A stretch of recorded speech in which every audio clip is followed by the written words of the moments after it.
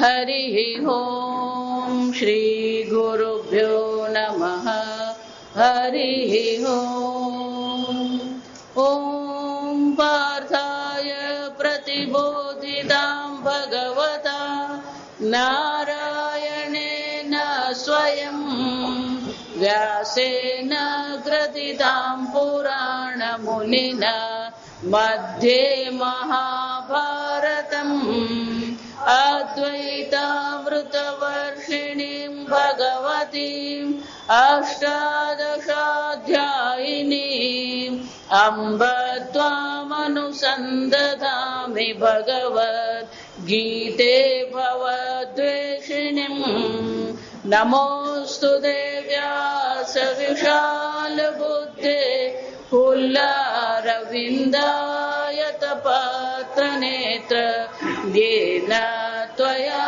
भारततैलपूर्णः प्रज्वालितो ज्ञानमय प्रदीपः प्रपन्नपारिजाताय स्तोत्रवेत्रैकपाणये ज्ञानमुद्राय कृष्णाय गीतामृतदुहे नमः। सर्वोपनिषदो गावः दुग्धा गोपालनन्दनः पार्थो वत्स सुधीर्भोक्ता दुग्धं गीतामृतं महत् वसुदेवसुतं देवं कंसचाणूरमर्दनं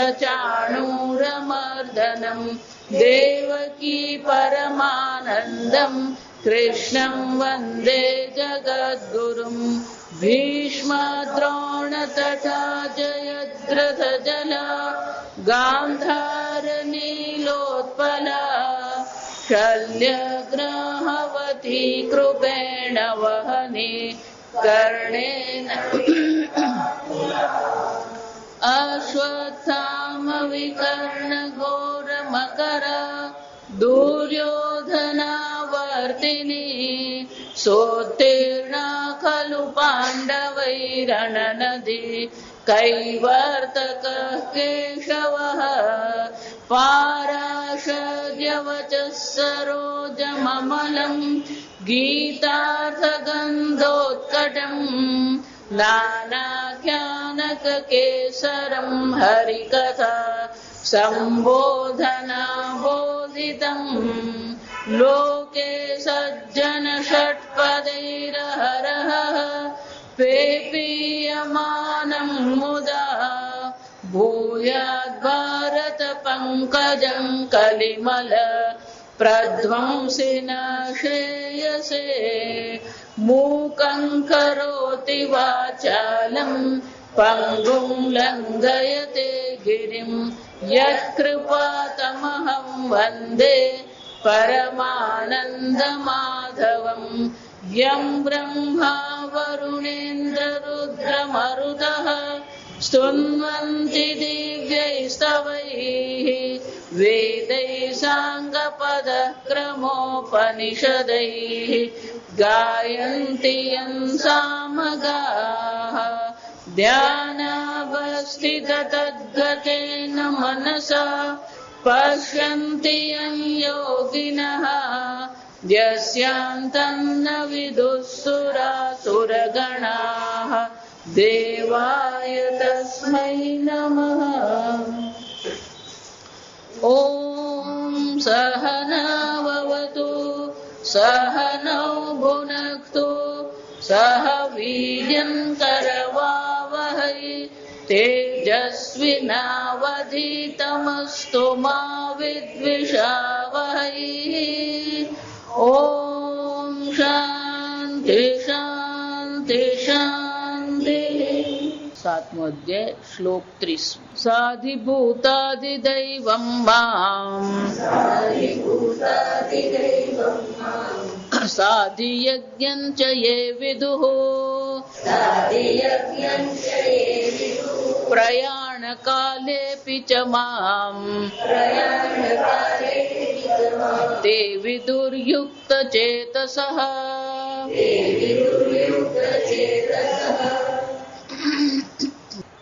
ભગવાન આપણને પૂર્ણ બ્રહ્મ માટેની એક દ્રષ્ટિ પ્રદાન કરે છે. ગઈકાલે જોયું અધ્યાત્મમ કર્મ ચ અખિલમ. આ અધ્યાત્મ છે કે દેહાદિ ઉપાધિ જે છે એ ઉપાધિમાં વિચરણ કરનાર પણ એ આત્મા તત્વ જ છે. કર્મમ ચ અખિલમ ગઈકાલે જોયું કર્મ પણ બ્રહ્મ જ છે. હવે આગળ કે છે સાધિભૂતાદિ દૈવમ મામ. શંકરાચાર્યજી અહીંયા કોઈ વિશેષ પ્રકારથી સંગતિ આપતા પણ શંકરાનંદ મહારાજ બહુ સરસ સંગતિ આપે છે. સર્વસ્ય બ્રહ્મ માત્રત્વ દર્શન પરાહા તે ઉપાસકાહ. જે ઉપાસના કરવાની છે કે જે ચિંતન કરવાનું છે કયું છે? સર્વત્ર બ્રહ્મ માત્રત્વ દર્શનમ. જેમ દરિયામાં અનેક પ્રકારના તરંગ ઉત્પન્ન થાય છે પણ ગમે તેટલા તરંગ દરિયામાં ઉત્પન્ન થાય આ સર્વ જલ માત્ર છે. એ જ રીતે આ સંપૂર્ણ બ્રહ્માંડ જે છે જેને આ બ્રહ્મનું ચિંતન કરવાનું છે, જે આ બ્રહ્મને જાણનાર છે, એ ચિંતન જયારે કરી રહ્યો છે તો એ ચિંતન માટે પણ એનું ચિંતન તો ખરેખર શું છે? બ્રહ્મ માત્રત્વ દર્શનમ. સર્વત્ર એ બ્રહ્મના એને દર્શન કરવાના છે. ઉપાસના ન કેવલમ અધ્યાત્મ કર્મણો હો. ફક્ત અધ્યાત્મમાં અને કર્મમાં જ એને આત્માના દર્શન બ્રહ્મના દર્શન કરવાના નથી પણ શું છે? સાધિદૈવમ બ્રહ્માત્મત્વમ વિદુહુ. તો કે પહેલું કયું કે છે? સાધિભૂત. સાધિભૂત એટલે કે અધિભૂત સહિત. સ એમ કહેવામાં આવે શું થાય? સહિત. તો કે આ અધિભૂત કોને કહેવામાં આવે? શંકરાચાર્યજી કોઈ વ્યાખ્યા કરતા નથી. આ સમજો સાધિભૂતાદિ દૈવમ અધિભૂતમ ચ અધિદૈવમ ચ.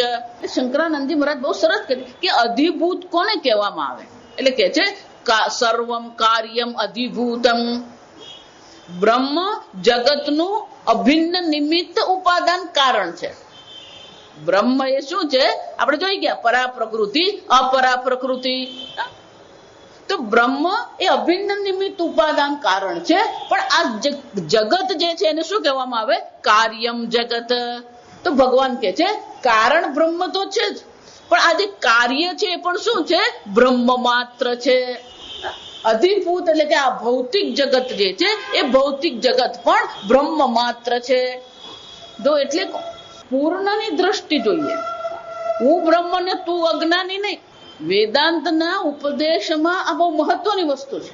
શિષ્યને પહેલેથી જ કહેવામાં આવે તું એ પૂર્ણ બ્રહ્મ સ્વરૂપ છે.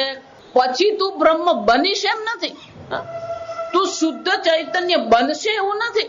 નિત્ય શુદ્ધ બુદ્ધ મુક્ત સ્વભાવ.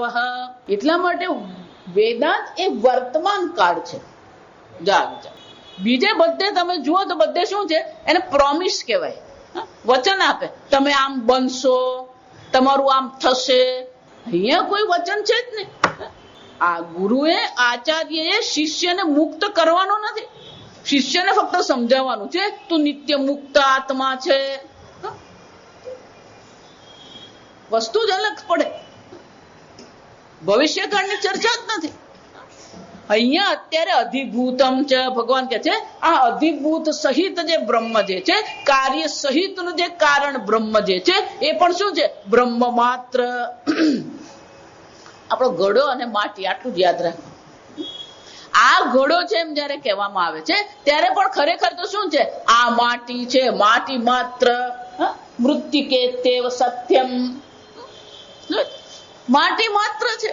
ઘાટ ઘડિયા પછી નામ રૂપ જૂજવા, અંતે તો હેમનું હેમ હોય. આ સોનાની વાત કરે ને ત્યારે બધાને બરાબર ખબર પડે પણ માટી ઘડો બહુ ઉતરે નહીં મગજ.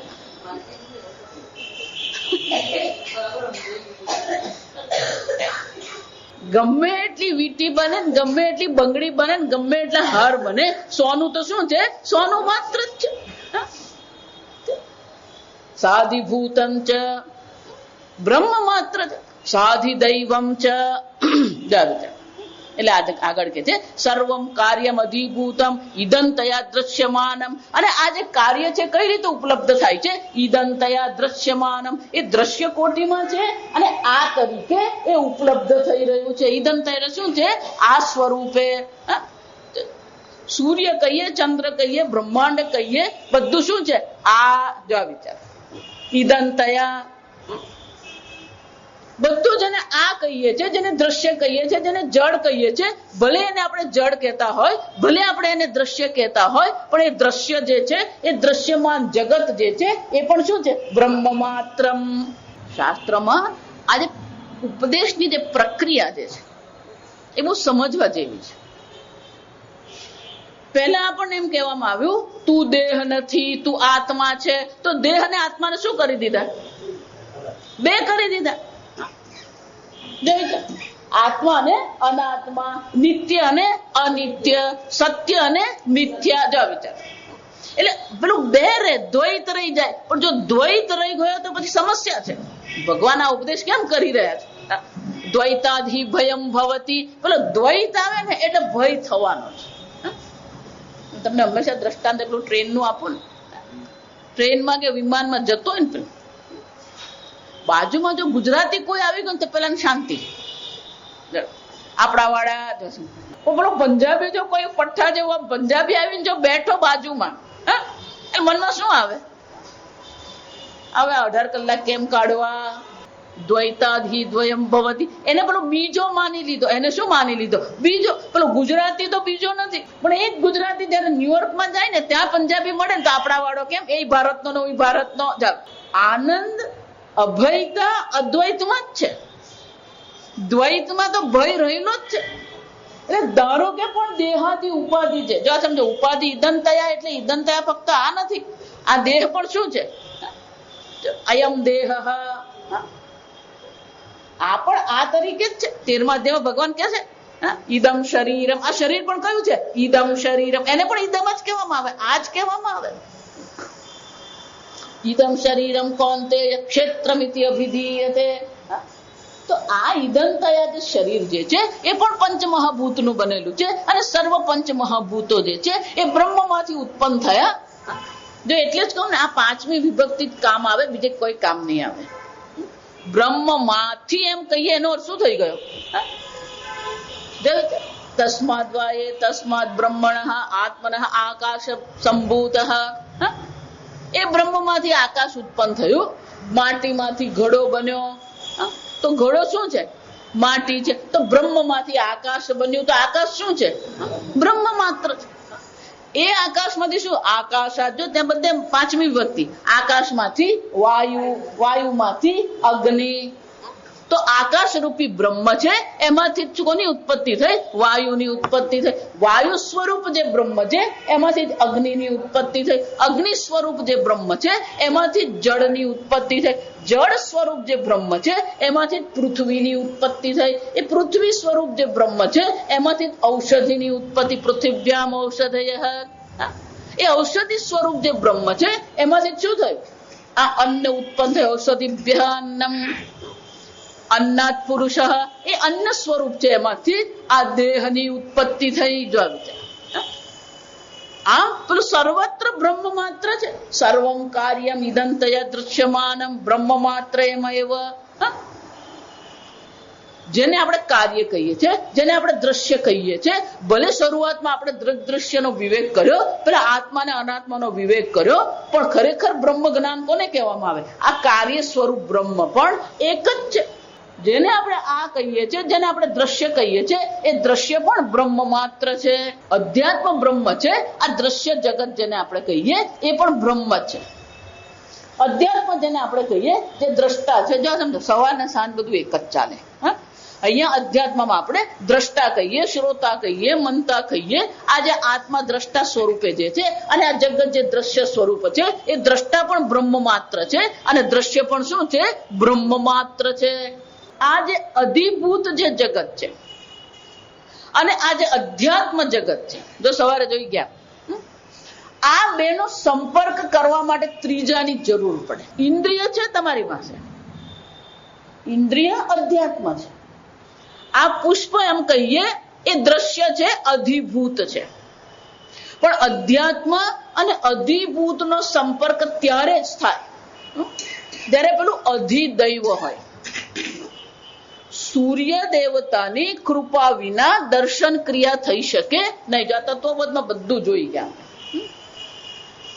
કર્ણેન્દ્રિય છે, એના દેવતા દિગ્દેવતા છે.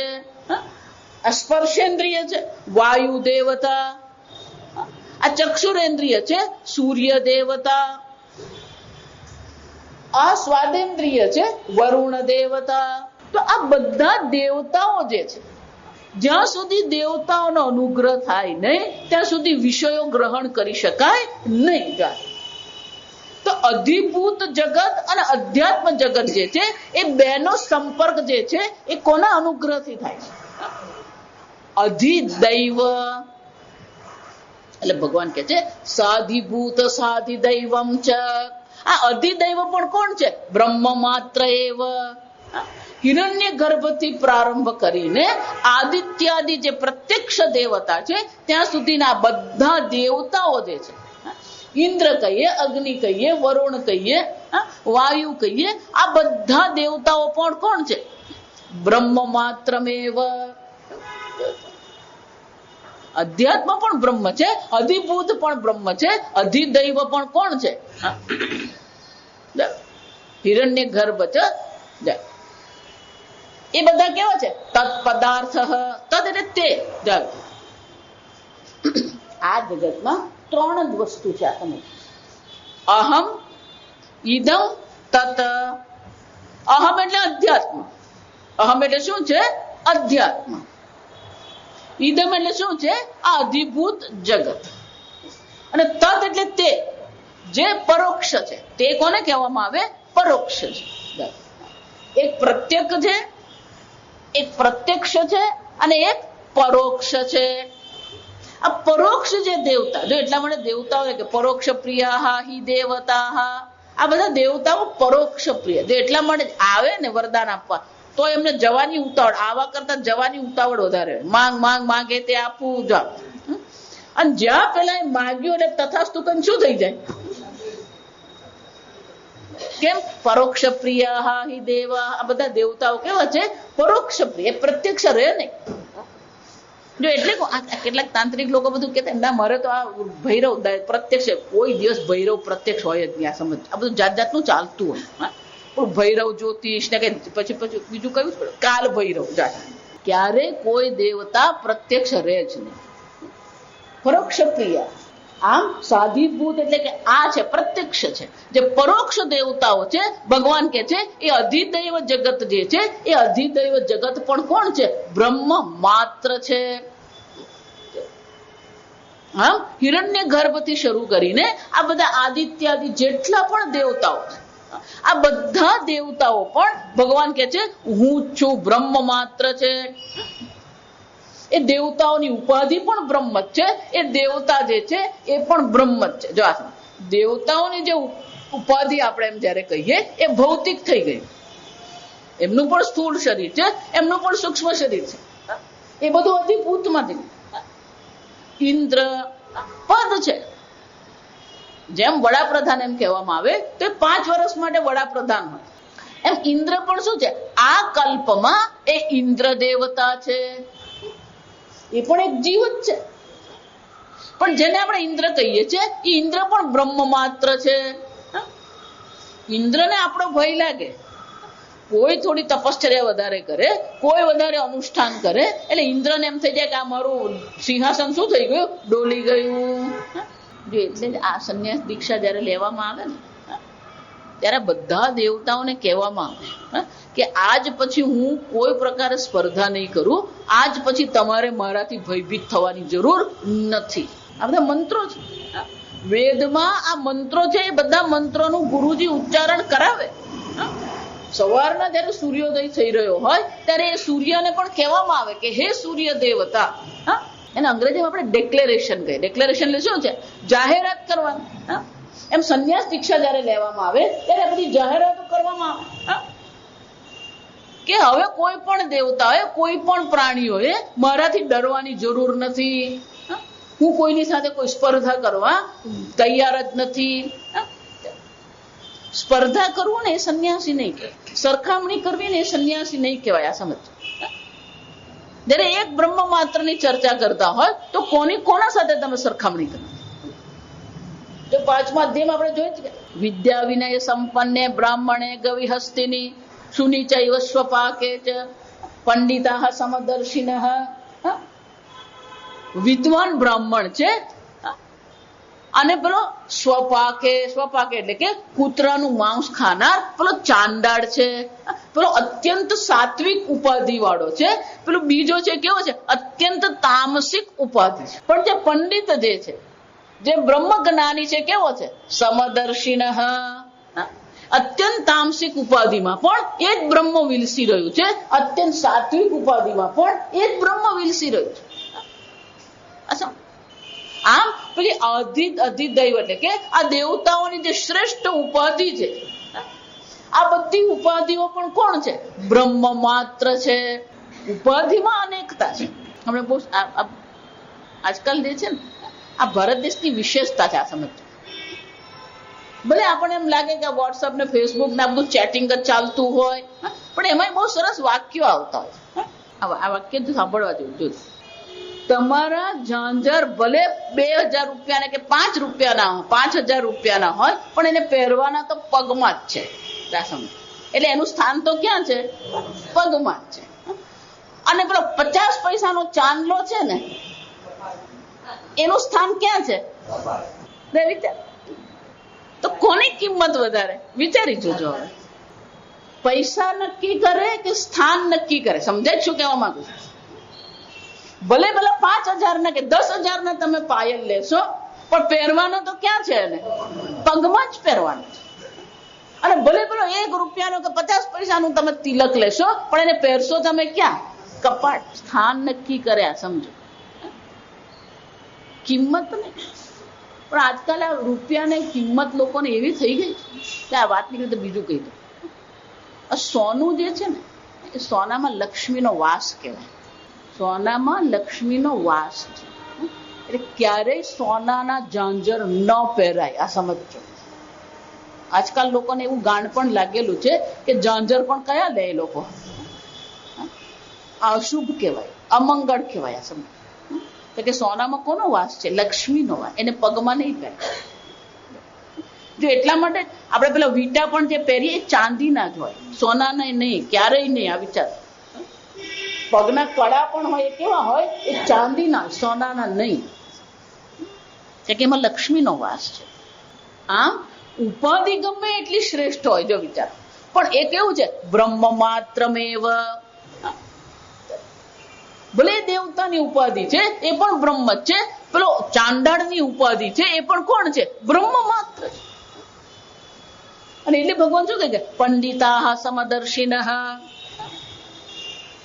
અધિભૂત જગત છે એ પણ બ્રહ્મ માત્ર છે, અધ્યાત્મ જગત પણ બ્રહ્મ માત્ર છે, અને અધિદૈવ જગત એ પણ કોણ છે? બ્રહ્મ માત્ર છે. એટલે જ શંકરાચાર્યજી જયારે કાશી ગયા, ઘાટ પર સ્નાન કરીને, મણિકર્ણિકા ઘાટ પર સ્નાન કરીને જયારે શંકરાચાર્યજી જતા હતા, કાશી વિશ્વનાથના દર્શન કરવા જતા હતા, એ સાંકડી ગલી છે. અત્યારે એ ગલી સાંકડી જ છે. તો સામેથી પેલો કૂતરાને લઈને ચાંડાલ આવતો હતો. અને ભગવાને પેલું શંકરાચાર્ય ભગવાને સ્નાન કરેલું. એટલે સહજ રીતે, જો એમાં કોઈ તુચકારે નથી ને કોઈ જાતિવાદે નથી. આ સમજો. લોકો જાત જાતના અર્થ કરતા ફરે. આપણે જો નાહી ધોઈને તૈયાર થયા અને મંદિરે જતા હોય, અને પેલો નાહ્યા ધોયા વગરનો છોકરો હોય તેને આપણે શું કહીએ? તું ખસ, અત્યારે નહીં. ભલે એમ કહે દાદી તું મને લે, તો આપણે શું કહીએ? દીકરા હું મંદિરે જઈ આવું, હું પૂજા કરું, પછી તને લઉં. જો એટલે સહજ રીતે શંકરાચાર્ય શું કીધું? ગચ્છ ગચ્છ. ગચ્છ ગચ્છ એટલે તું ખસી જા. હું સ્નાન કરીને આવ્યો છું, તું ચાંડાળ છે, તું ખસી જા. ચાંડાળ છે ને સામાન્ય નતો. એટલે એને શંકરાચાર્યને પ્રશ્ન કર્યો, દૂરી કરતુમ ઈચ્છતી. દૂરી કરતુમ એટલે કે તમે દૂર કરવાની ઈચ્છા રાખો છો. તો કે કોને દૂર કરવા માંગો? જો અન્નમયમેવ દૂરી કરતુમ ઈચ્છતી. આ અન્નમયથી આ અન્નમયને તમે દૂર કરવા માંગો છો, તો આ અન્નમય છે, અને આ પણ શું છે? અન્નમય છે.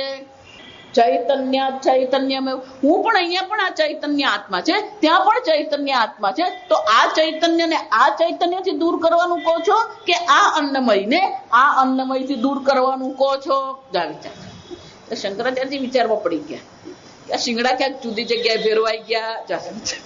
શંકરાચાર્યજી મનીષા પંચકમ એને કહેવામાં. શંકરાચાર્યજી પછી કે છે, ચાંડાલોસ્તુ દ્વિજોસ્તુ. ભલે ઉપાધિ ચાંડાળની હોય કે દ્વિજની હોય, ગુરુ ઇતિ મનીષા મમ. પણ જો એ બ્રહ્મ જ્ઞાનનો ઉપદેશ કરે છે તો એ મારો કોણ છે? ગુરુ ઇતિ મનીષા મમ. મનીષા એટલે દ્રઢ બુદ્ધિ, દ્રઢતા. આ મારો દ્રઢ મનીષા એટલે દ્રઢ નિશ્ચય. આ મારો દ્રઢ નિશ્ચય છે કે ગુરુ છે, ભલે ચાંડાળ છે કે પછી એ બ્રાહ્મણ હોય, પણ જે બ્રહ્મ તત્વની ચર્ચા કરનાર છે કોણ છે? આ મારો ગુરુ છે.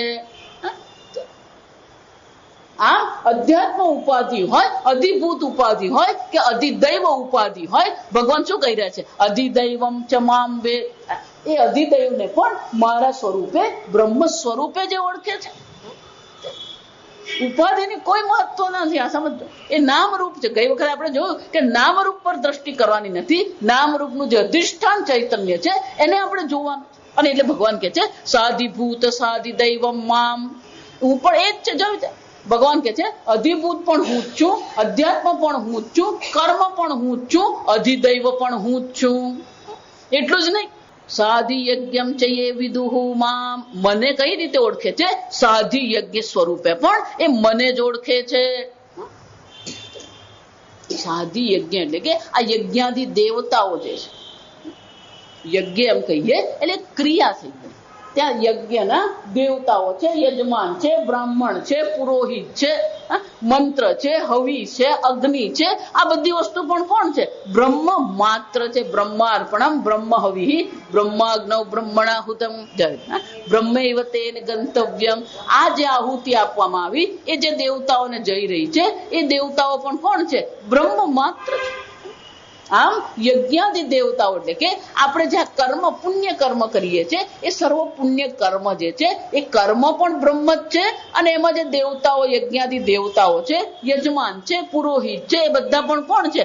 બ્રહ્મ માત્ર છે. આમ ભગવાન કહે છે કે અધ્યાત્મ હું છું, કર્મ હું છું, અધિભૂત હું છું, અધ્યાત્મ અધિયજ્ઞ અધિદૈવ હું છું, અને અધિયજ્ઞ પણ ભગવાન કહે છે મામ વિદુહુ. આ 5 સ્થાનો પર પણ જે મને જુએ છે, મને જાણે છે. મામ વિદુહુ નો અર્થ શું થાય? જે મને ઓળખે છે. જાણે છે નો અર્થ શું થાય? ઓળખે છે. એક સ્થાન પર, જો વારંવાર કહેતી આવી, એક દેશ, એક સ્થાન કે એક અવસ્થા એ બ્રહ્મ જ્ઞાન નથી. સર્વત્ર એ બ્રહ્મ દ્રષ્ટિ. ઈશાવાસે ઇદગુમ સર્વમ. અહીંયા જે કઈ છે સર્વ શું છે? ઈશ્વર માત્ર છે. સર્વમ ખલુ ઇદમ બ્રહ્મ. અને એટલે કે છે યે વિદુહુ. આ પ્રકારથી જે મને ઓળખે છે. ટીકાકાર કે છે આ પ્રકારે જેને ભગવાનને ઓળખી લીધા છે એ જીવન મુક્ત છે. આ જીવનમાં પણ એ કોણ છે? મુક્ત છે. પ્રયાણ કાલે પીચ. ભગવાન આગળ કે છે પ્રયાણ કાલે, એટલે ટીકા શંકરાચાર્યજી કશું કે મરણ કાલે પીચ. બસ આટલું જ શંકરાચાર્યજી લખે છે. ઉત્ક્રાંતિ સમયે ચ દેહેન્દ્રિય પ્રાણ મનો બુદ્ધિ આદિ નામ વ્યાકુલી ભાવે પી. જ્યારે પ્રાણ આ શરીર છોડે છે તે વખતે શું થાય છે? દેહ, ઇન્દ્રિય, મન, બુદ્ધિ, આ જે સૂક્ષ્મ શરીર જે છે એ કેવું ભલે વ્યાકુલી ભાવે પી. એ વ્યાકુળ થાય છે. આમ ઇન્દ્રિયો વ્યાકુળ છે, મન વ્યાકુળ છે, બુદ્ધિ વ્યાકુળ થાય. કારણ કે અહીંયા રહેવાની આદત પડી ગઈ. એક ઘરમાં રહેતા તો પેલા બીજા ઘરમાં રહેવા જાય તો થોડા દિવસ શું ચાલે? ફાવે નહીં. આપણે ગુજરાતીમાં શું કહીએ? ફાવે નહીં. એમ આ પેલું આ દેહમાં રહેવાની આદત પડી ગઈ. શરીરમ ગૃહમ. આ શરીર ઘર છે, એમાં રહેવાની આદત પડી ગઈ. પછી હવે એને છોડવાનો વારો આવે ત્યારે શું થાય? પેલું વ્યાકુળતા આવે. અને એટલે ટીકાકાર કે છે દેહ, ઇન્દ્રિય, મન, બુદ્ધિ, આ ઉપાધિ જે છે એમાં વ્યાકુળતા આવે ખરી. વ્યાકુલે ભાવોપી વિપરીત ભાવરાહિતત્વેન. પણ જેની બુદ્ધિમાં વિપરીત ભાવના રહી નથી. વિપરીત ભાવના એટલે કે પોતાને દેહ, મન, બુદ્ધિ માનવાની ભાવના જેના મનમાં રહી જ નથી. આ વિપરીત ભાવના સમજવા જોઈએ. ભલે બુદ્ધિથી આપણે સમજાઈ ગયું સર્વ બ્રહ્મ માત્ર છે, પણ જ્યારે આપણે આ જગતમાં વ્યવહાર કરીએ છીએ ત્યારે પાછા આપણે ક્યાં આવીને ઉભા રહી જઈએ? પેલા દેહ, મન, બુદ્ધિમાં આવીને જ પાછો વ્યવહાર કરીએ. આપણે જેવી રીતે એક જ દ્રષ્ટાંત મારી પાસે છે, આ સમજ.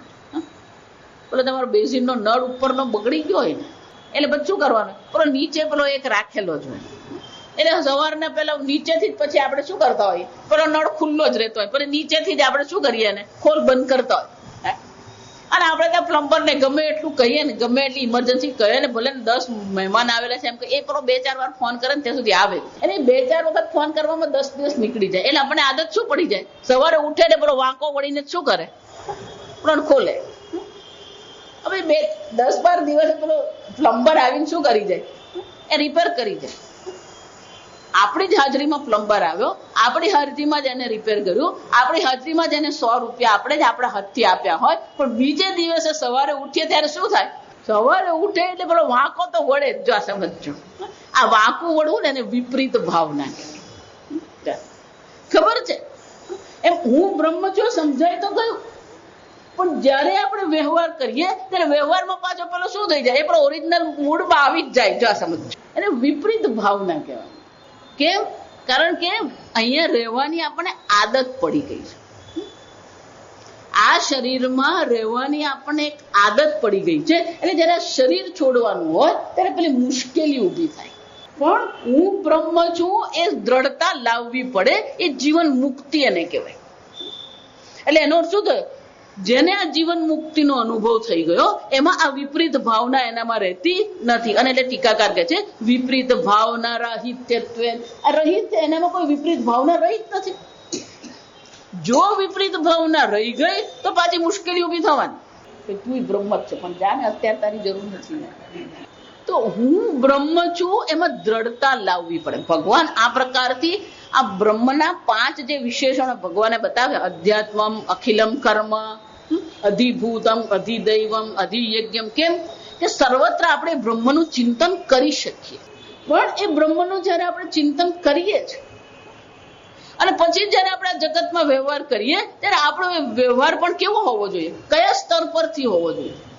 જો એના માટે દ્રષ્ટાંત કયું છે, પેલો L&T નો એમ્પ્લોયી, સામાન્ય ઘરનો છોકરો છે પણ સરસ રીતે ભણ્યો, મા બાપે મહેનત કરીને પૈસા કમાણી કરી અને એને શું કર્યો, પેલો એન્જિનિયર બનાવ્યો, હોશિયાર છોકરો. અને પેલા રસ્તા બનાવવા માટે ગવર્મેન્ટે L&T ને કોન્ટ્રાક્ટ આપ્યો, એટલે એને પેલા એન્જિનિયર લેવા પડે. એમાં આ છોકરાને એન્જિનિયર તરીકે લીધો, એને નોકરી મળી ગઈ L&T માં. પણ જ્યાં એને L&T માં નોકરી મળી એટલે આખી એની ભાવના છે શું થઈ જવાની, હું L&T નો એમ્પ્લોયી જ વિચાર, એના કપડા, એની ભાવના, એની વાણી બધું શું થઈ જશે. પહેલા એ પેલા વલસાડના સ્તરથી વિચારતો હતો, હવે કયા સ્તરથી વિચારે પોતાના વિશે, હું એન્જિનિયર, હું L&T માં કામ કરું. અને ભૂલે ચોકે જો એ ઘરે ગયો હોય અને પેલા એના શેઠને એના પર જો બહુ વિશ્વાસ થઈ જાય કે ભાઈ તું હવે એક કામ કરતો, આ 2-4 રોલર ને બધાનો ઓર્ડર લઈ લેતો, તું આપણું એક રોલર એટલે 5 કરોડ નું આવતું હોય. અને તે દિવસે પેલો રજા ઘરે ગયો અને પેલો ફોન પર વાત કર, ના એ 5 કરોડ બરાબર છે પણ તમે 3 કરી દો. પેલી એની માને બિચારીને હાર્ટ એટેક આવી જાય. જો આ સમજો, કેમ આ 5 કરોડના 3 નો ઓર્ડર આપે છે. 5 કરોડ નહીં, પેલા 5 લાખ જેને જોયા નહીં હોય અને એનો છોકરો શું વાત કરે. તો 5 કરોડના ઓર્ડર જે આપે છે એ માનો દીકરો ઓર્ડર આપે કે L&T નો એમ્પ્લોયી આપે. એમ આપણે પણ જયારે આ જગતમાં ચર્ચા કરીએ, આ જગતમાં રહીએ છીએ, તો પહેલું આપણું સ્ટેટસ જે છે ને, હું ભગવાનનો ભક્ત, જિજ્ઞાસુ ભક્ત, જો અહીંયા જ આવી ગયું. ચતુર્વિધા ભજન તેમાં હું કોણ છું, હું જિજ્ઞાસુ ભક્ત છું. તો આપણો બધો વ્યવહાર જે છે કયા સ્તર પરથી થવો જોઈએ, એ જિજ્ઞાસુ ભક્તના સ્તરથી થવો જોઈએ. પણ પાછા આપણે ખેંચીને પાછા ક્યાં આવી જઈએ, આપણું સાપ સીડી જેવું છે. જા સમજ, આપણી હાલત પેલી સાપ સીડી જેવી છે, મગજ મારી ત્યાં જ છે. પેલો એવો સાપ ડંખ મારે ને એટલે પાછો શું થઈ જાય, હું દેહ છું, આવી ગયો. વળી પાછા પેલા આમ 4 પગથ આમ ચડે ખરો, જાય એમ પેલી સીડી મળી જાય. એટલે સીડી મળે એટલે શું કરે, પણ ઉપર ચડી જાય, જિજ્ઞાસુ ભક્ત બની ગયો, જાય. પણ બીજા 4 પગલા એવા ખોટા ભરાઈ ગયા અને પાછું શું થઈ ગયું, હું મણિલાલ શંકરલાલ પટેલ, એ પાછો બની ગયો. જો વિચાર, એટલે આપણી જિંદગી ક્યાં જાય, આપણે સાપ સીડીમાં જ જાય. આ સમજ, આને જ વિપરીત ભાવના. તમે કઈ પ્રકારથી આ જગતમાં વ્યવહાર કરો, હું ભગવાનનો ભક્ત છું તો ભક્ત તરીકેનો આપણો બધો વ્યવહાર હોવો જોઈએ. આ હું LNP નું દ્રષ્ટાંત આપું. શાસ્ત્ર બહુ સરસ દ્રષ્ટાંત આપે કે પેલો રાજાનો રાજકુમાર હતો, અને પછી મૃગ્યા કરવા ગયા અને રાજકુમાર ખોવાઈ ગયો, અને પછી પેલા જંગલમાં આદિવાસી વનવાસી લોકો હોય એ લોકોની વચ્ચે જે મોટો થયો એટલે પોતાને શું માને, હું વનવાસી છું. એટલે બધું એનું બુદ્ધિ કહીએ કે એનો વ્યવહાર કહીએ બધો કયો છે, હું વનવાસી છું. પણ વળી ક્યારેક પાછો એ મળી ગયો, અને એ મળ્યો ત્યારે એને કહેવામાં આવ્યું તું રાજકુમાર છે. અને એને પેલા જે માતા પિતા, જે પાલક માતા પિતા હતા, એને પેલા એના વસ્ત્ર બતાવ્યા કે જો આ ભાઈ અમારી પાસે આ વસ્ત્ર આવ્યા હતા. એટલે એના ઘરે એના વસ્ત્ર જોઈને ખબર પડી ગઈ આ તો કોણ છે, રાજકુમાર છે. પણ એ 15 વર્ષ વનવાસી તરીકે રહ્યો હોય પછી એને જયારે રાજમહેલમાં લઈ જવામાં આવે તો પછી શું કરવું પડે, એને પોતાને એને શું કરવું પડે, હું વનવાસી નથી, હું કોણ છું, હું રાજકુમાર છું. હું વનવાસી છું એ વિપરીત ભાવના છે, હું રાજકુમાર છું એ સત્ય છે. એ જ રીતે હું તો જીવ છું. જો એટલે હું પેલું કહું આરતીમાં પણ જે આપણે કહે ને મેં મૂરખ ફલ એ નહીં બોલવાનું, એ છે જ નહીં તમારું સ્વરૂપ. મેં સેવક તુમ સ્વામી. તો આપણે કયા સ્તરથી વ્યવહાર કરીએ છીએ. જો આ ગામડાની ભાષામાં કહું ને, આ છોકરાઓ જે હોય એના લગ્ન થઈ જાય તો પેલા એને રખડવાની આદત હોય ને એટલે એ પેલો સાંજ પડે એટલે રખડવા નીકળી પડતો, પછી એને પેલું છોકરું થાય. આ ગામડામાં રહે ને એ લોકોને ખબર હોય. એટલે પછી મા બાપ જયારે ખીજવાય ને હવે તું 2 છોકરાનો બાપ થયો, જો આ સમજો, જા વિચાર. બહુ સામાન્ય વાક્ય, જો તું 2 છોકરાનો બાપ થયો શું થયો, આ સ્તરથી તારે હવે વ્યવહાર કરવાનો છે, પેલો મિત્ર તરીકે નહીં. જો વિચાર, તું હવે 2 છોકરાનો બાપ બની ગયો તો તારો વ્યવહાર કેવો હોવો જોઈએ. જો વિચાર, એમ હું જિજ્ઞાસુ ભક્ત છું તો મારો વ્યવહાર કેવો હોવો જોઈએ, જિજ્ઞાસુ ભક્ત તરીકે નો. અને એકવાર જાણે વિદુહુ, જે લોકોએ આ જાણી લીધું છે તો પછી એનો વ્યવહાર પણ કયો, વિપરીત ભાવના રાહિત્યના. કોઈ પ્રકારની વિપરીત ભાવના રહે જ નહીં. અને એટલે ટીકાકાર કહે છે કે આ પ્રકારથી જેને બ્રહ્મને ઓળખી લીધું છે એને જયારે મરણ કાલે એ મૃત્યુ સમયે એને કોઈ વિપરીત ભાવના રહી નથી. દેહાદી ઉપાધિ ભલે વ્યાકુળ થતી હોય, ભલે મન બુદ્ધિ વ્યાકુળ બનતા હોય, છતાં પણ એ તો હું અસંગ ચૈતન્ય સ્વરૂપ છું. અને એટલે કે છે આવું થવા છતાં પણ એ શું કરે છે, સર્વાત્માત્વ એના મામ વિદુહુ પશ્યંતી. સર્વત્ર એની દ્રષ્ટિ તો બ્રહ્મ માત્ર છે, એ બ્રહ્મના સર્વત્ર દર્શન કરી રહ્યો છે. અને એટલા માટે પશ્યંતી શૃણવંતી, એ જે જુએ છે, જે સાંભળે છે, બધી વસ્તુ પણ શું છે, બ્રહ્મ માત્ર છે. અને એટલે કે છે ન મામ દેવાંતરમ વા શૃણવંતી ન પશ્યંતી ન સ્મરંતી ચ ઇત્યર્થઃ. ઈશ્વરથી ભિન્ન એ કઈ જોતો નથી, ઈશ્વરથી ભિન્ન એ કઈ સાંભળતો નથી, અને ઈશ્વરથી ભિન્ન કોઈનું સ્મરણ એને છે જ નહીં. ઈશ્વર માત્ર છે અને ઈશ્વર આત્મ સ્વરૂપ છે. એટલે ભગવાન કે છે પ્રયાણ કાલે પિચ મામ તે વિદુહુ. ભલે મૃત્યુ સમયે કોઈ પણ પ્રકારની વ્યાકુળતા આવે પણ એ હું મને ઓળખે છે, એને મારું વિસ્મરણ થતું નથી. જો આ મૃત્યુ આપણે માનીએ ને એટલું સહેલું નથી આ સમજવું. એટલે ભાગવતમાં તો મૃત્યુ સમયની જે ચર્ચા છે, છાંદોગ્ય ઉપનિષદમાં ચર્ચા કે પહેલી વસ્તુ તો ઘડપણ. આ ઘડપણમાં આપણે ભલે ગમે એટલું કે તું ભગવાનનું નામ લે, તું ભગવાનનું નામ લે, પણ સંપૂર્ણ જીવન જો ખટપટમાં કાઢેલું હોય અને પછી એને એમ કે તું ભગવાનનું નામ લે. અને એ જ વસ્તુ જયારે પેલું મૃત્યુ સમયે ભાગવતમાં બહુ મજાનું લખ્યું છે કે આખી જિંદગી જો કઈ કેટલાય પ્રાણીઓને મારેલા હોય ને, કેટલાને ખિસ્સા કાપેલા હોય ને, કેટલાયને અપમાન કરેલા હોય ને, કેટલાને ઉતારી પાડેલા હોય, આ બધાના સંસ્કાર શું થવાના, આપણા મન પર પડેલા જ છે. અને જેટલા પ્રાણીઓને માર્યા હોય ને, એટલે મૃત્યુ સમયે આ બધા પ્રાણીઓ એની રાહ જોઈને બેઠા, તું આ શરીરમાંથી નીકળ એટલે બધાને પકડીએ. એ રાહ જોઈને જ બેઠા હોય કે કેમ કે મનુષ્ય શરીરમાં બેઠા છે ને તમે સ્વતંત્ર છો એટલે એ લોકો કઈ કરી શકે નહીં તમારે. પણ એક વાર આ મનુષ્ય શરીર છૂટ્યું પછી શું છે, તું નીકળ. કોને જેવું છે, આપણા બે પેલા ગુંડાઓ હોય ને એ દરેકના પોતાના વિસ્તારમાં રહેતા હોય. તું આવતો ખરો બોગરાવાળી, તને જોઈ લઉં એમ. પેલા બધા એ જેટલા મચ્છરને મારેલા હોય, જેટલા વાંદાને મારે, એ બધા શું કરે? પેલા રાહ જોઈને જ બેઠેલા હોય કે તું શું કર, શરીરમાંથી નીકળ જા. અઘરું જ છે. એક તો શરીરમાં આદત પડી ગઈ, અને બીજો ભય શું છે? જેટલો અધર્મ કરેલો છે ને એ જ અધર્મ શું કરવાનું આપણે. મૃત્યુ સમયે પુણ્ય યાદ નહીં આવે, મૃત્યુ સમયે તમને ભગવાન નહીં યાદ આવે, મૃત્યુ સમયે તમે કેટલા પાપ કર્મ કરેલા છે ને એ બધાનું સ્મરણ થાય. કેમ? ગુજરાતીમાં આ બહુ કડવી કહેવત છે, આ સમજો. માં જાણે બાપ ને મન જાણે પાપ. વિચારજો, માં જાણે બાપ અને મન જાણે પાપ. તમે કેટલા પાપ કર્યા ને એ આ જગતને નથી ખબર. તમે કેટલું કપટ કર્યું આ જગતને ખબર નથી, પણ તમને તો ખબર છે. જો એટલે જ અર્જુન પ્રશ્ન પૂછી ગયો ત્રીજા અધ્યાયમાં, આપણે જોઈ ગયા. અથકેન પ્રયુક્તો એમ પાપમ ચરતિ પુરુષ અનિચ્છિન્ન. અનિચ્છિન્ન એટલે કે એને ખબર છે કે આ પાપ કર્મ છે, અને છતાં પણ શું છે? એ કર્યા વગર રહી શકતો નથી.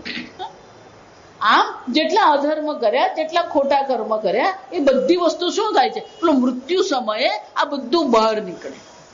જો એટલે તમને પેલું દ્રષ્ટાંત આપો ને, કે જયારે ધ્યાન કરવા બેસીએ ને ત્યારે આપણે જયારે મોટા થતા હતા, બાળક હતા, અને આપણા માતા પિતા સાથે આપણે રહેતા હતા, ત્યારે દર વખતે લગ્ન હોય ત્યારે આપણે નવા કપડા લઈ આપ્યા હોય, દરેક દિવાળીમાં નવા કપડા લઈ આપ્યા હોય, પણ એક દિવાળીમાં જો નવા કપડા નહીં લઈ આપ્યા હોય તો એ બરાબર આપણને શું થઈ જાય? જો વિચાર.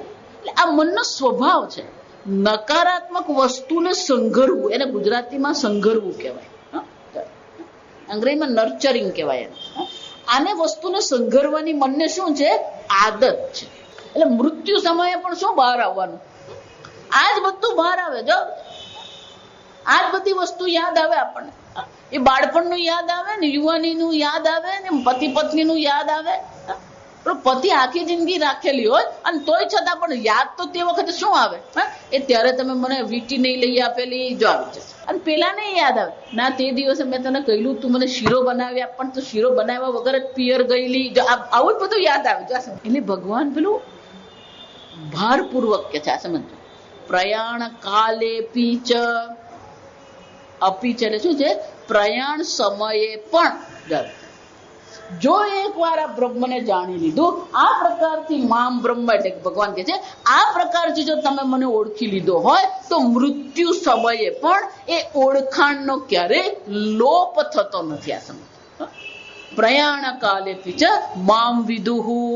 પ્રયાણ સમયે પણ એ અવશ્ય મને આ પ્રકારથી જ ઓળખે છે, અવશ્ય એને વિસ્મૃતિ થતી નથી, અને ક્યારેય એ વ્યાકુળ થતો નથી. અમારે એક દાદા છે, બહુ વર્ષો સુધી વેદાંત સાંભળ્યું. પેલી ઉંમર થઈ ગઈ સાંભળવાનું ઓછું, એટલે બધા ક્લાસમાં નહીં ગયા, પણ એ હંમેશા મને કહે, એ મને મળે ને ત્યારે. અત્યારે મેં 83 વર્ષની ઉંમર હશે. આ 82 વર્ષે એ ગાડી હજી ચલવે. ચાલો, એને એક શહેરમાંથી સુરતથી નવસારી આવવું હોય ને તો એ ડ્રાઈવરને રાખે, એ જાતે જ ચાલવીને આવે. ચાલો, સાંજે પાછા એ જાતે જ ચલવીને જાય. પણ એ હંમેશા મને એમ કે હવે મને કોઈ અફસોસ મારા જીવનમાં નથી, મારા જીવનમાં મને કઈ જ વાંધો નહીં, ગમે ત્યારે પણ મૃત્યુ આવીને ઉભો રહે ને તો કે હું તૈયાર છું. જા સમજ. વેદાંત એ તમને મૃત્યુ માટે પણ તૈયાર કર્યા. સમજ. ભાગવત તમને શું કરે છે? આ મૃત્યુને ઉત્સવ બનાવે ને એને ભાગવત કહેવાય. આ સમજ. તમારા મૃત્યુને ઉત્સવ બનાવે ને એ ભાગવત છે. કોઈ ડર નહીં. અને એટલે ભગવાન શું કે છે? પ્રયાણ કાલે પીછ મામ વિદુહુ. મૃત્યુ સમયે પણ મામ વિદુહુ. જા વિચાર. એની એટલી દ્રઢ નિષ્ઠા થઈ ગઈ છે, બ્રહ્મ જ્ઞાનમાં એની એવી નિષ્ઠા છે કે મૃત્યુ સમયે પણ એ ભગવાનની ઓળખાણ એના મનમાંથી ક્યારેય દૂર થતી જ નથી. આત્મન્યેવ આત્મના તિષ્ઠ સ્થિત પ્રજ્ઞસ્તદોચ્યતે. એક વાર એ આત્મામાં બ્રહ્મ સ્વરૂપે નિષ્ઠા થઈ ગઈ પછી એને કોઈ પ્રકારે પણ એ નિવૃત્ત થઈ શકે એવું છે જ નહીં. જો એટલે સ્વામીજી એમને બહુ સરસ કહેતા. સ્વામીજીના કેટલાક વાક્યો છે ને બ્રહ્મ વાક્યો છે. આ સમજ. અજ્ઞાન જાય પાછું આવે નહીં, અને જ્ઞાન થયું પાછું જાય નહીં. જા સમજ. એક વાર અજ્ઞાનની નિવૃત્તિ કરી દીધી પછી એ નિષ્ઠા થઈ ગઈ, પછી એને કોઈ ડરવાની જરૂર નથી. મહારાજ શ્રી જુદી રીતે કહેતા. અખંડાનંદજી મહારાજ જુદી રીતે કે તમે બ્રહ્મ છો જ અને તમે પોતાને એકવાર બ્રહ્મ ઓળખી લીધા પછી એમાં વિસ્મરણનો કોઈ શક્યતા છે? કારણ કે તમે પોતે જ છો. જો વિચાર, તમારે બીજું કઈ બનવાનું નથી, તમે પોતે બ્રહ્મ માત્ર જ છો. અને ગુરુજી તમને ઉપદેશ કરીને એ બ્રહ્મનિષ્ઠા કરાવે છે, તો એ બ્રહ્મ તો તમે છો જ. તો પોતાના સ્વરૂપનું વિસ્મરણ થઈ શકે નહીં થાય. જો વિચાર, અને એટલે ભગવાન કહે છે કે પ્રયાણ કાલે પિચમામ વિદુ, મૃત્યુ સમયે પણ એને મારી ઓળખાણ રહે જ છે, એનું વિસ્મરણની કોઈ શક્યતા નથી. જો ગમે એવું મૃત્યુનો અવસ્થા હોય, અને એવું નહીં માનતા કે મૃત્યુ એટલે રસ્તામાં ચાલતું હોય. તમે રામકૃષ્ણ પરમહંસ જુઓ, અખંડાનંદજી મહારાજ જુઓ, પૂજ્ય સ્વામીજી જુઓ, છેલ્લા વર્ષોમાં જે પરિસ્થિતિ એ લોકો પસાર થયા છે, સ્વામીજી તો જે પરિસ્થિતિમાંથી પસાર થયા ને, આપણે માટે તો કલ્પના કરવી અઘરી છે. 3 વર્ષ, લગભગ 3.5 વર્ષ સુધી, જો આ વિચાર, રોજ ડાયાલિસિસ થતું હતું. આ વિચાર, જ્યાં જાય ને ત્યાં પેલું ડાયાલિસિસ મશીન લઈને જતા સ્વામીજી. રાત્રે 9-10 વાગે એટલે પેલું ડાયાલિસિસ શરૂ થઈ જાય, અને એ પેલું ડાયાલિસિસ કરવા માટે પેલું પેટમાં જે પેલી નળી મૂકેલી એ લઈને જ એમણે બધે ફરવું પડે. તમે વિમાનમાં જાઓ કે સુઈ જાઓ કે બેસો કે ઉઠો કે જે કરો, પણ પેલી નળી તો શું છે, આપણે એક ખાલી આ વસ્તુ પેલી એક નાની એમાંથી સળી જો આંગળીમાં ગઈ હોય તો આપણને શું લાગે? તો વિચાર કરો, એ નળી પેટમાં રાખીને 3 વર્ષ સ્વામીજી જીવ્યા. વિચારી લો કે સુખદ પરિસ્થિતિ નથી એમની. એકવાર કેટલાક લોકો સ્વામીજી પાસે પેલી ફરિયાદ લઈને ગયા. ચાલો, જયારે ફરિયાદ લઈને ગયા ત્યારે સ્વામીજી બહુ સરસ એમને કીધું. સ્વામીજી કે મને અહીંયા દુખે, મને અહીંયા દુખે, મને અહીંયા દુખે, મને અહીંયા દુખે, પણ તોય હું તમને પ્રવચન આપું. છેલ્લે જયારે હું સ્વામીજીને બની, એ જાતે ઉભા નતા થઈ શકતા. એટલે સ્વામીજી અમને એવું કહેતા, ધીસ ઇઝ ઇન્ટેક્ટ. જો આ સમજજો, આ બધું બરાબર છે, અહીંયા ઉપરનું શું છે આ બધું બરાબર, બાકીનું અહીંયાથી નીચેનું બધી વસ્તુ શું છે. અખંડાનંદજી મહારાજને મુશ્કેલીઓ જ હતી બધી, પણ છતાં પણ શું છે, પ્રયાણ કાલે પિચમામ વિદુહુ. પ્રયાણ કાલે જ નહીં, એ અવસ્થામાં પણ શું છે, એમને કોઈ પ્રકારે સ્વરૂપનું વિસ્મરણ નથી. હું પૂર્ણ બ્રહ્મ છું, એ વિસ્મરણ થવું જ નહીં જોઈએ. બાકીની તમારી જેટલી પણ ઓળખાણ છે એ બધી ઉપાધિની દ્રષ્ટિએ ઓળખાણ છે, સંબંધની દ્રષ્ટિએ ઓળખાણ છે, દેશની દ્રષ્ટિએ ઓળખાણ છે, સાપેક્ષિક છે. આ બધી ઓળખાણ કેવી કહેવાય? સાપેક્ષિક ઓળખાણ છે. આ જે તમારી ઓળખાણ છે એબ્સોલ્યુટ નિરપેક્ષ છે, તમે છો. અને એટલે ભગવાન કહે છે આ પ્રકારથી એ કરે છે. પણ કે ભગવાન આવું એ લોકોને કેમ થયું? યુક્ત ચેતસઃ. કારણ કે એ બધા કોણ છે? યુક્ત ચેતસઃ. બધે અહીંયા ભગવાને બહુવચન વાપરેલું છે. યતંતી, જે લોકો પ્રયત્ન કરે છે, જે લોકો મને જાણે છે, પણ એ બધા કેવા છે? યુક્ત ચેતસઃ. એમની સંપૂર્ણ ઉપાધિ જે છે એ ઉપાધિ પણ બ્રહ્મ જ્ઞાન માટે અનુકૂળ છે. એમનું મન અને બુદ્ધિ પણ ક્યારે વિચલિત થતા નથી, ક્યારે વિક્ષિપ્ત નહીં થાય. વીતરાગ ભય ક્રોધ સિદ્ધધીર મુનિરુચ્યતે. ભય નથી, ક્રોધ નથી, રાગ નથી. ન પ્રહૃષ્યેત પ્રિયમ પ્રાપ્ય, ન ઉદ્વિજેત અપ્રિયમ પ્રાપ્ય. પ્રિયની પ્રાપ્તિ થાય તો એ હરખાઈ જતા નથી, અપ્રિયની પ્રાપ્તિ થાય તો ઉદ્વિગ્ન થતા નથી. આપૂર્યમાણમ અચલ પ્રતિષ્ઠમ. કારણ કે એમની પ્રતિષ્ઠા ક્યાં થઈ ગઈ? એ પૂર્ણ બ્રહ્મમાં એ પ્રતિષ્ઠા થઈ ગઈ છે.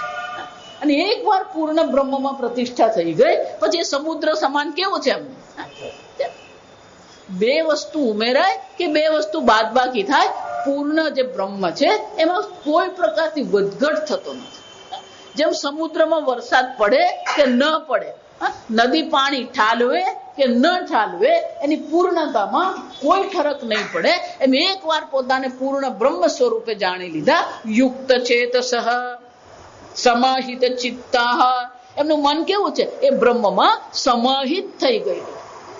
આમ આપણો જે પ્રયત્ન, યતંતી જે ભગવાન આગળ કહી ગયા ને, આપણો જે પ્રયત્ન છે એ શાને માટેનો પ્રયત્ન હોવો જોઈએ? આ બ્રહ્મમાં આપણે નિષ્ઠા મેળવવાનો પ્રયત્ન કરીએ, એ બ્રહ્મમાં આપણા મનને સમાહિત કરવાનો આપણે પ્રયત્ન કરતા.